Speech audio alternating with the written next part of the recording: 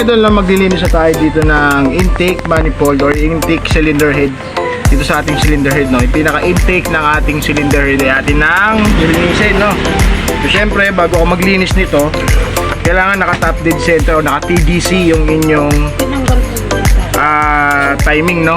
Kasi pagka hindi naka-TDC or naka-top dead center yung inyong sigunyal, may possibility na yung mga carbon na lilinisin nyo na dapat lalabas ay baka pumasok dun sa loob, mag-loss com, babara yun sa barbola natin, mga idol.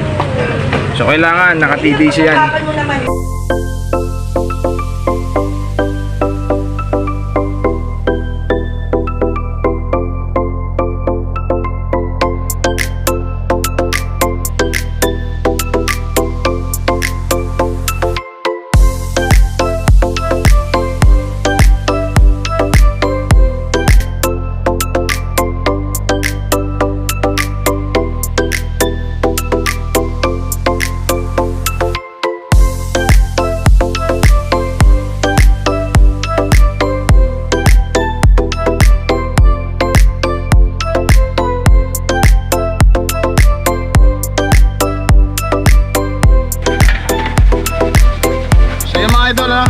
Okay na, nalinis na natin yung ating intake. So check natin, yun o, malinis na ulit.